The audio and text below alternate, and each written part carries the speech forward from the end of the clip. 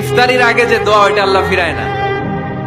ইফতারি করার আগ মুহূর্তে আমরা যে পেঁয়াজু, আলুর চপ, বেগুনি, হ্যাঁ এগুলো খান আপনারা? রুয়াবজার শরবত খান নাকি? এই যে সাজায় রাখা হয় ডিজাইন করে, এইগুলো রেখে যখন দোয়া করেন, এই দোয়াটা আল্লাহ শুনে খুব। আল্লাহ বলে, কিরে ফেরেশতারা ঘটনা কি, এত খাবার কেন? আল্লাহ রোজা রাখছে। কি চায়? আল্লাহ ক্ষমা চায়।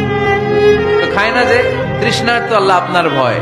আমারা দেখছে না, আল্লাহ আপনারা দেখে নেই। জান্নাত দেখে নেই, আমার জাহান্নাম দেখেছে আল্লাহ কিন্তু জানে। তারপরে ফেরেশতাদের মুখ থেকে বের করা হবে। সুবহানাল্লাহ পড়েন। আমার জাহান্নাম দেখেছি কিনা বলো? ফেরেশতারা বলে না, জাহান্নাম দেখে নাই।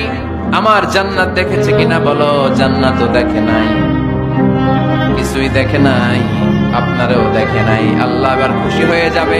আমার খুশির জন্য আমার ভয়ে তৃষ্ণার্ত ক্ষুধার্ত সামনে খাবার হাত বাড়ালেই খেতে পারে, গ্লাসটা তুললেই পান করতে পারে, আমার ভয়ে খায় না। আমার ক্ষমা চায়, আমার কাছে ক্ষমা প্রার্থনা করে।